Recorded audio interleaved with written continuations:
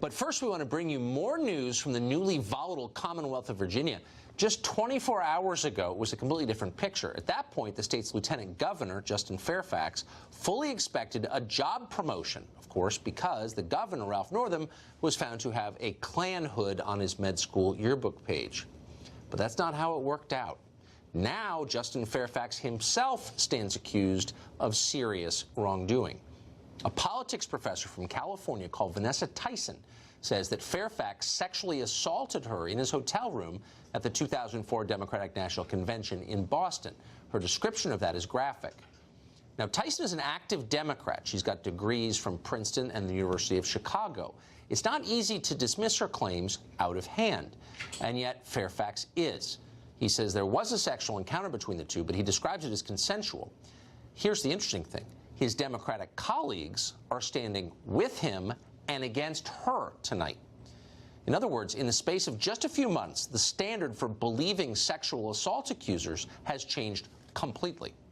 So here, in case you've forgotten, is how prominent Democrats responded to the unsubstantiated allegations brought against Supreme Court nominee Brett Kavanaugh. Watch. Let me just say right at the outset, I believe Dr. Ford. I believe the survivor here. I commend her courage. I believe her. Do you believe her story? Well, I could tell you it really does have a ring of truth to it. I think the allegations of Professor Ford are extremely credible. I believe her because she's telling the truth. Someone who is lying does not ask the FBI to investigate their claims. Judge Kavanaugh has not asked to have the FBI review these claims. Is that the reaction of an innocent person? It is not. I commend her courage. She's telling the truth because she is, said Kirsten Gillibrand at the time. Are they saying that tonight? No. They no longer believe all women, not anymore. Neither does the Washington Post, which you remember was the very first to report on Christine Blasey Ford's allegations against Brett Kavanaugh. And in fact, that same newspaper, owned by the richest man in the world, Jeff Bezos, as a vanity project, first investigated the Fairfax story, but strangely decided not to publish it. It's just a he said, she said story, they said, pushed by some professor out in California. The irony is unbelievable, but it's definitely not worthy of print. Just so you know the standard. Tammy Bruce is president of Independent Women's Voice, and she joins us tonight. So, Tammy, for those of us searching for some standard that we can look to govern our own behavior and our own judgments, what is the standard?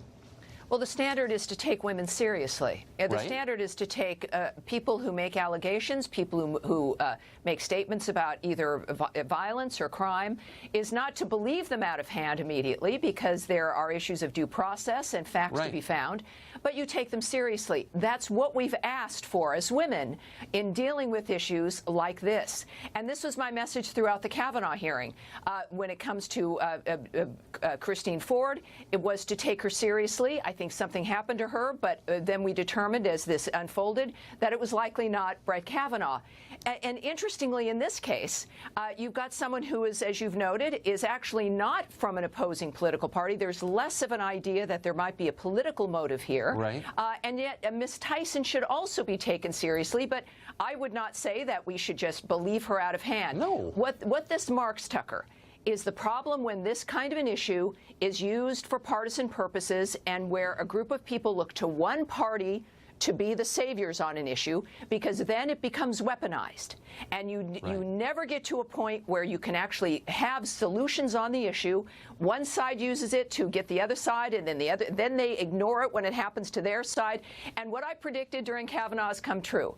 Ms. Tyson now is being abandoned by the very same people who said that this is the most important issue in the world, and they tried to destroy Brett Kavanaugh over this, and it happens to women all the time and every day. And now we're looking at women suspiciously. If you're a Democrat, if you're accusing a Democrat, you aren't to be taken seriously. If you're accusing a Republican, you should.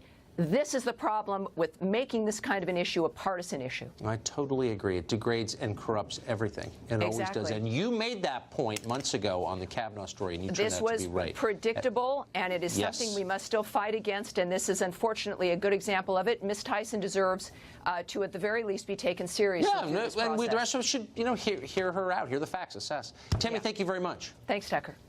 So we're talking about this now on live TV, but apparently the internet was out of service in the U.S. Senate today, at least on the Democratic side. Democratic senators seem to know nothing at all about the allegations against Lieutenant Governor of Virginia. Some even said they'd never heard of him. Justin Fairfax, Lieutenant Governor of where? So Henry Rogers of the Daily Caller went over to the Senate today to ask, what do you think of this? And here's what he found. I haven't even looked at the details about that. I really haven't. Well, I think we've got to get more information at this point. I don't know who Justin Fairfax is. Lieutenant Governor. Lieutenant Governor. Oh, no, I don't want to get into that. Thank you. Uh-huh. Now, Bernie Sanders didn't want to talk about it at all. So instead, he pretended to take a phone call. Watch this. Justin Fairfax's accuser, sir? Senator Sanders, do you believe he can't right now? Why is that? We're discussing something right now. Oh, really?